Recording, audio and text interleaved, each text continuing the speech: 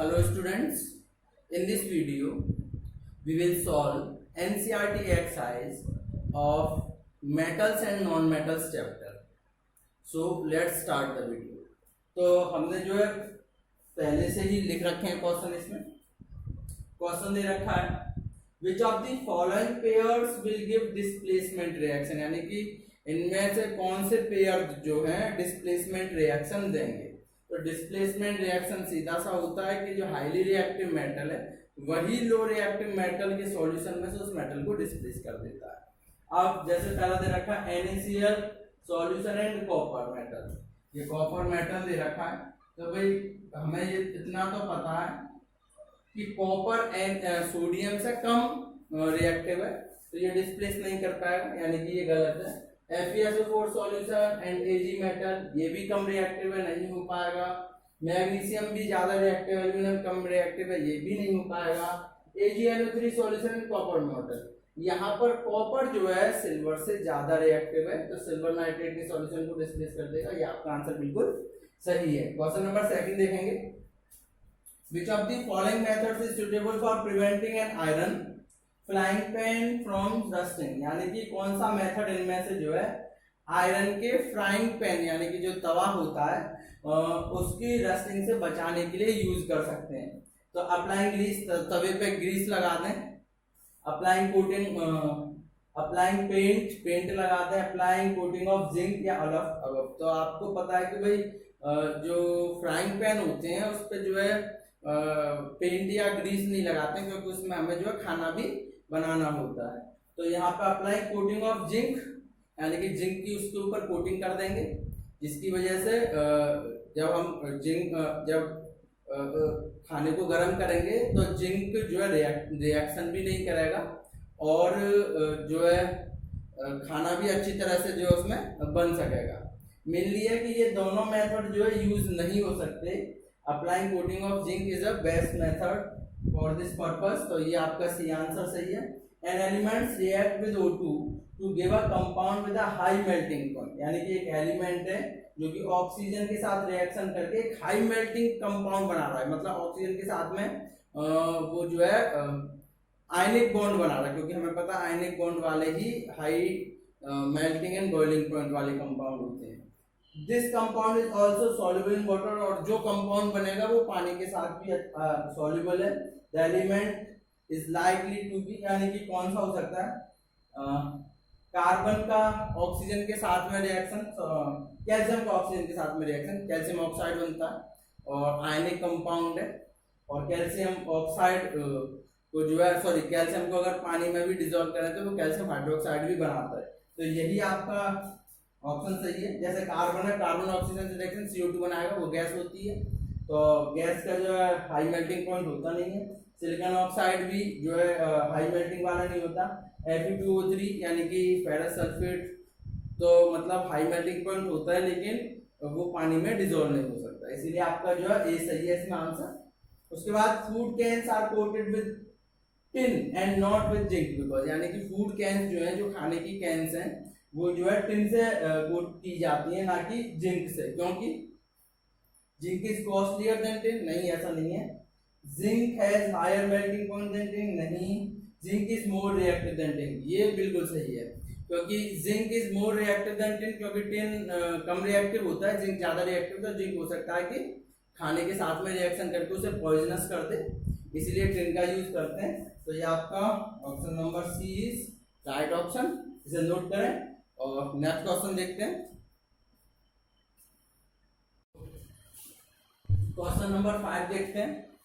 You are given a hammer, a battery, a bulb which wire and switch, यानी आपको एक हथौड़ा दिया, एक बैटरी दी, एक बल्ब दिया, एक तार दिया और एक स्विच दिया। How would you use them to distinguish between sample of metals and non metals?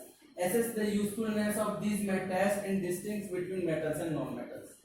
तो ये मेन चीज दे रखी है आपको, ये सभी चीजें दे रखी हैं और आप कैसे यूज करके डिफरेंट ऑब्जेक्ट्स पर ये बता सकते हो कि ये एक मेटल है और ये नॉन मेटल है। तो पहला अगर हम यूज ऑफ हैमर लिखें, तो अगर if there is a metal and if we stroke by hammer, then it produce sonorous sound and not break. But if it break easily by the strike of hammer, then it is a brittle substance and a non-metal. तो जब अगर हम इसे किसी substance को अगर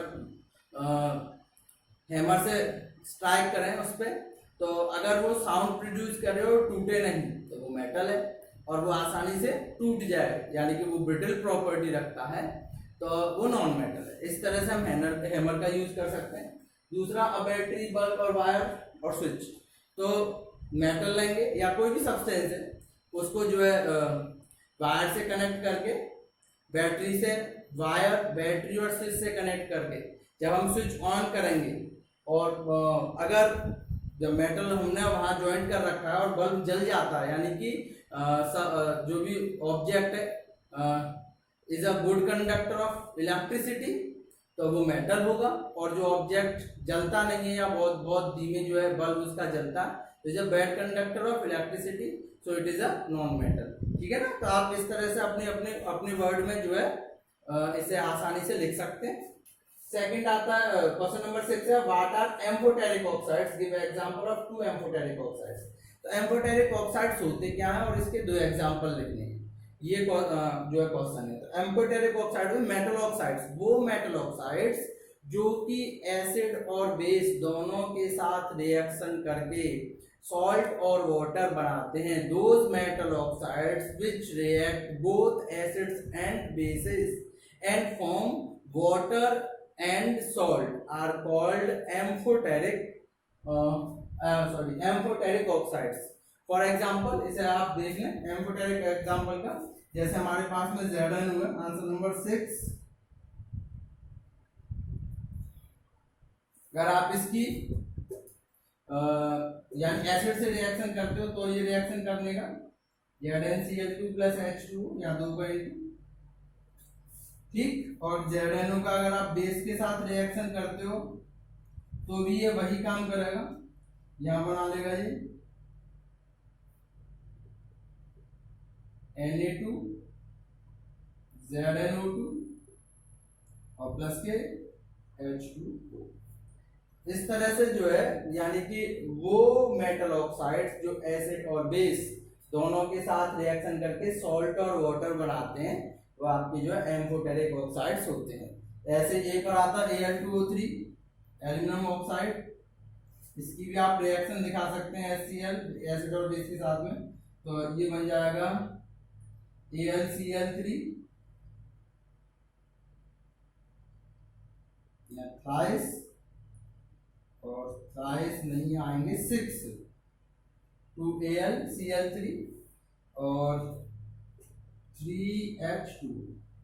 तो ये हमारे पास में जो है एम्फोटेरिक ऑक्साइड्स हैं, यानी कि those of metal oxides which react both acids and base and form salt and water are called amphoteric oxides। ठीक है, तो इसे आप नोट कर लें अपना। ठीक, उसके बाद नेक्स्ट आता है name two metals which will displace hydrogen from dilute acids and two metals which will not, यानी कि दो ऐसे मेटल्स के नाम लिखें जो हाइड्रोजन को उसके डाइल्यूट एसिड से डिस्प्लेस कर दें, और दो ऐसे नॉन मेटल्स के नाम लिखें जो कि उसे डिस्प्लेस न कर पाए। तो इसके लिए हमने आपको रिएक्टिविटी सीरीज दे रखी है। हाईली रिएक्टिव मेटल्स हाइड्रोजन को डिस्प्लेस कर देते हैं, तो जो डिस्प्लेस कर देते हैं वो लिख लीजिए, जैसे Zn हो गया, Mg हो गया, ठीक है ना, ये हाईली रिएक्टिव मेटल है। पोटेशियम हो गया,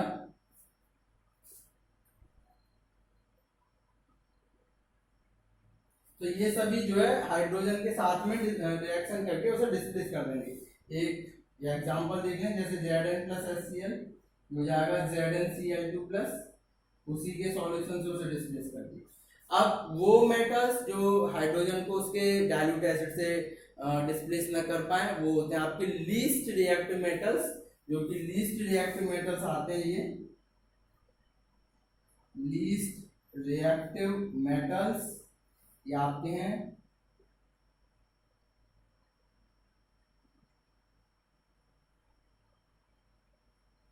copper, mercury, silver, gold, platinum, जो कि हाइड्रोजन को अगर इनके साथ में हाइड्रोजन की रिएक्शन कराएं तो ये डिस्प्लेस नहीं करते, यानी रिएक्शन नहीं होती है। तो दो नहीं, मैंने बहुत सारे लिख दिए हैं, आप कोई से भी दो आप इसमें से लिख सकते हैं। नोट करें इसे।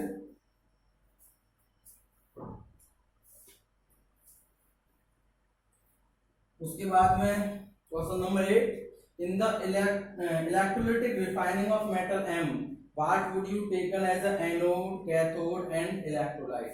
तो जब आप किसी मेटल M की इलेक्ट्रोलाइटिक रिफाइनिंग कर रहे हैं तो क्या कौन सा आप एनोड लोगे, कौन सा कैथोड लोगे, कौन सा इलेक्ट्रोलाइट लोगे। तो एनोड्स जो होते हैं, एनोड आप लोगे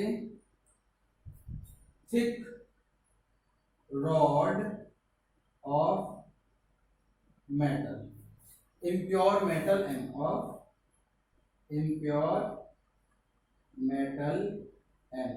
तो ये थिक रॉड लोगे आप जो है impure metal की एज अ एनोड, और अगर कैथोड लेना है तो आप thin rod of pure metal M, pure metal M, ठीक। और इलेक्ट्रोलाइट होता है उसका जो सॉल्यूशन दे रखा है लिक्विड वाला, तो इलेक्ट्रोलाइट हम देते हैं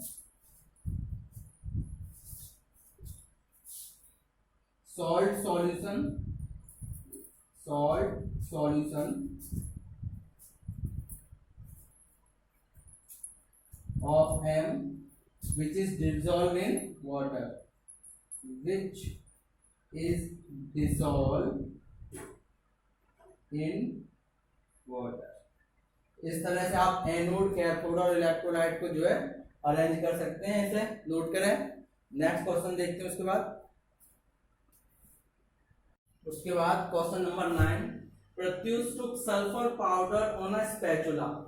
तो स्पैचुला जो है केमिस्ट्री लैब में एक छोटी सी चम्मच होती है, आप अपनी केमिस्ट्री लैब में जाके देख सकते हैं स्पैचुला, अपने साइंस टीचर से पूछ सकते हैं कि स्पैचुला सर स्पैचुला देखा, या स्पैचुला होता क्या है। तो स्पैचुला में जो है सल्फर लिया एंड हीटेड इट, और उसे गर्म किया। He collected the gas evolved by inverting a test tube over it, और जो गैस गर्म करने पर जो गैस रिलीज हुई वो एक टेस्ट ट्यूब में उन्होंने अलग जो है कलेक्ट कर ली। As shown into the figure, आपके फिगर में जो है जो किताब की एक्सरसाइज होगी वहाँ ये फिगर भी दे रखी है, देख लें उसे। क्वेश्चन फर्स्ट है, what will be action on gas on number first dry litmus paper. तो पहले तो जो गैस निकली वो ड्राई लिटमस पेपर पर क्या रिएक्शन देगी, उसके बाद में मॉइस्ट लिटमस पेपर, उसके बाद में वो जो है मॉइस्ट लिटमस पेपर पर क्या मतलब इफेक्ट डालेगी। Right a balance chemical equation for the reaction taking place, और इसके ऊपर जो है आपको एक बैलेंस केमिकल इक्वेशन लिखनी है। देखें जरा क्वेश्चन देखें सर। तो आपने क्वेश्चन देख लिया, अब आते हैं आंसर पे। तो जब गैस निकलेगी, क्योंकि हम सल्फर को जला रहे हैं, सल्फर को ऑक्सीजन की प्रेजेंस में जला रहे हैं, तो वो सल्फर डाइऑक्साइड गैस निकलेगी, ठीक है ना, सल्फर डाइऑक्साइड। उसके अलावा ये सल्फर डाइऑक्साइड जब ड्राई लिटमस पेपर पर आती है तो कोई रिएक्शन नहीं होगा, क्योंकि ड्राई लिटमस पे जो भी सल्फर डाइऑक्साइड है उसे आयंस चाहिए होते हैं जिससे कि वो रिएक्शन करे। लेकिन जब ये मॉइस्ट लिटमस पेपर के साथ आएगी, तो मॉइस्ट मतलब उसमें वाटर मॉलिक्यूल्स होंगे, वाटर मॉलिक्यूल्स के साथ रिएक्शन करके ये सल्फरस एसिड बना देगी, सल्फरस एसिड, जो कि ब्लू लिटमस पेपर को रेड लिटमस पेपर में कन्वर्ट कर देगा। क्योंकि एसिड है तो एसिड का काम होता है ब्लू लिटमस पेपर को रेड लिटमस पेपर में कन्वर्ट करना, ठीक है ना। तो ड्राई से कोई रिएक्शन नहीं होगी, मॉइस्ट से वो सल्फरस एसिड बनाएगा और ब्लू लिटमस पेपर को वो जो है रेड में कन्वर्ट कर देगा। उसके बाद क्वेश्चन नंबर 10 आता है, state 2 ways to prevent the rusting of iron, यानी कि दो ऐसे एग्जाम्पल दीजिए जो कि आयरन को या लोहे को जंग होने से बचा सकते हैं। तो ऐसे आप अपने आप लिखने की कोशिश करें। नॉर्मली है, आप थोड़ा सा खुद भी जो है थिंक करके जो है अपना जो है डालें, इसमें अपने शब्दों में लिखें। इतना आपके क्वेश्चन नंबर 10 तक एनसीईआरटी एक्सरसाइज कंप्लीट हो गई। आज के लिए इतना ही। नेक्स्ट वीडियो में इसके बाकी के क्वेश्चंस को सॉल्व करेंगे। तो तब तक के लिए गुड बाय।